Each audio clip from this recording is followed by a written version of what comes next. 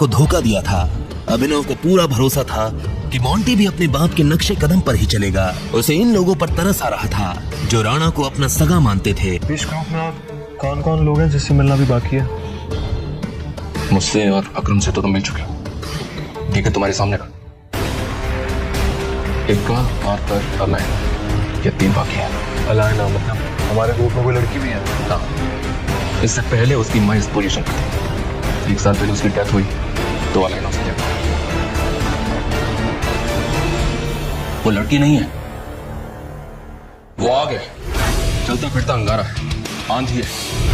मैंने अपनी जिंदगी में अलायना जैसी लड़की कहीं नहीं देखी।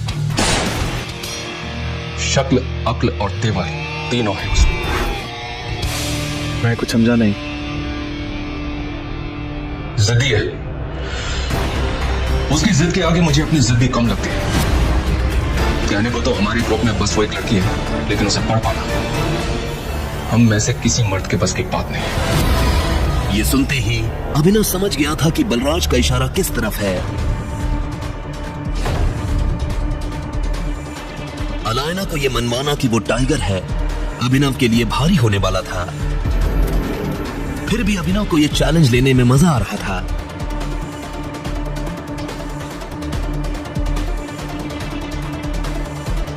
अभिनव के मन में भी अब अलायना से मिलने की इच्छा बढ़ने लगी। इतने में मैनेजर यानी डीके ने कहा, बहुत जल्द आप उसे मिलोगे, लेकिन वो लड़की आपसे मिलेगी पता नहीं।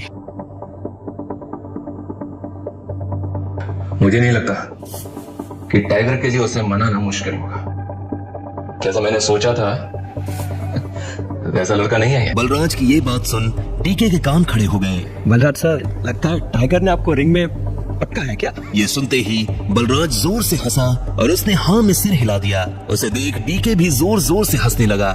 हाँ, वैसे टाइगर, अभी आपको कितने पैसे की जरूरत है?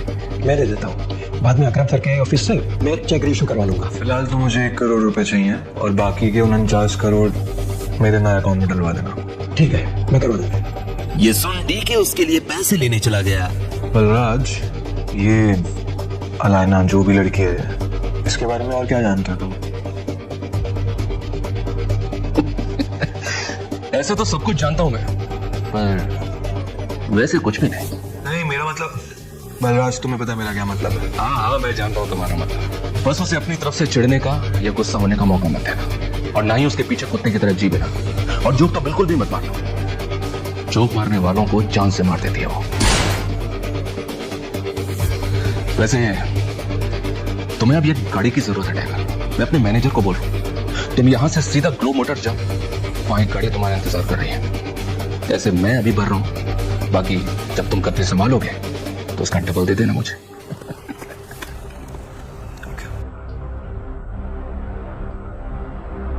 Thank you.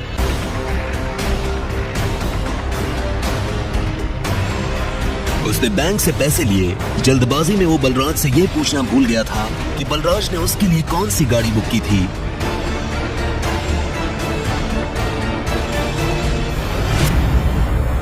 जैसे ही वो अंदर गया तो उसने देखा कि शोरूम का मैनेजर दरवाजे पर खड़ा होकर किसी का इंतजार कर रहा था। मिस्टर अभिनव ग्रेवाल? मैं ही हूँ अभिनव गढ़वाल। भाई साहब, आइए प्लीज, चलिए। कुछ देर बाद अभिनव एक गैराज में आ गया था। मैनेजर उसे उसकी गाड़ी के पास लेकर आया। सही है गाड़ी, मैं पेपर्स रेडी करवाता हूँ, तब तक गाड़ी देख लीजिए। वो एक बहुत ही महंगी सी गाड़ी थी। बलराज ने जानबूझकर उसे पुराना करवाया था ताकि कोई भी अभिनव पर उसकी गाड़ी की वजह से शक न करे। पर जब अभिनव ने गाड़ी के अंदर देखा तो उसे बहुत अच्छा महसूस हुआ।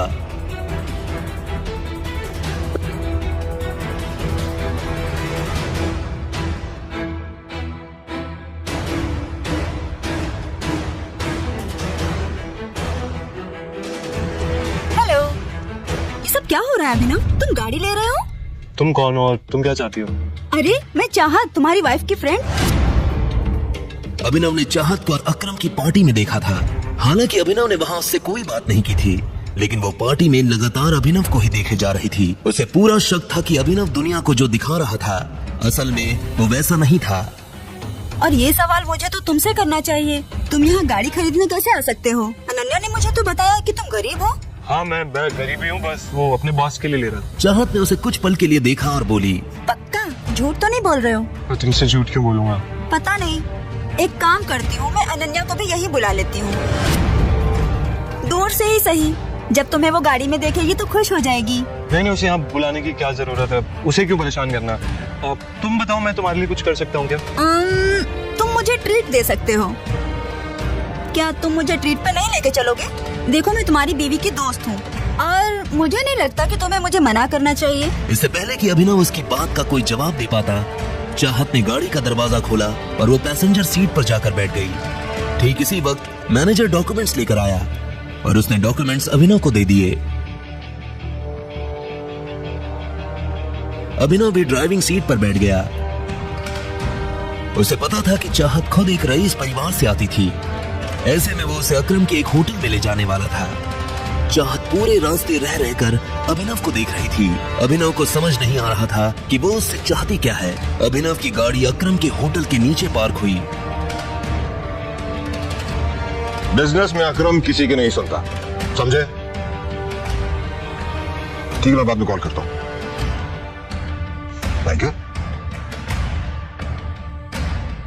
अभिनव का फोन बज उठा। उसने देखा अकरम का फोन था। अकरम। हेलो टाइगर, क्या हुआ? मैंने तुम्हारी गाड़ी अपने ऑफिस के नीचे आते हुए देखी। सब ठीक तो है? All okay? हाँ, वो एक्चुअली मैं होटल में किसी के साथ लंच के लिए आया था। हाँ, वो मैंने देखा। तुम एक काम करो, सबसे पहले तुम ऊपर मेरे ऑफिस में आओ, मैं तुम्हें अपना वीआईपी कार्ड देता हूँ। तुम दोनों को वीआईपी ट्रीटमेंट मिलेगा। क्या हुआ, चले? तुम यहीं रुको, मुझे एक इम्पोर्टेंट काम है, मैं वो निपटा कर आता हूँ। चाहत उसे जाते हुए देख रही थी। वो अच्छी तरह से जानती थी कि अकरम का ऑफिस है, लेकिन अभिनव वहाँ क्या करने जा रहा था। जब चाहत को अभिनव के ऊपर शक हो रहा था, तब इधर अभिनव भी अकरम के कैबिन में पहुंच चुका था। जैसे ही अभिनव अंदर आया तो अकरम ने उसकी तरफ अपना कार्ड बढ़ाया और बोला, tiger, welcome. All good? Yes, all good. ये लो VIP card. Have fun. Thank you. वो नीचे आया और उसने देखा कि चाहत होटल के बाहर शेड में खड़ी थी।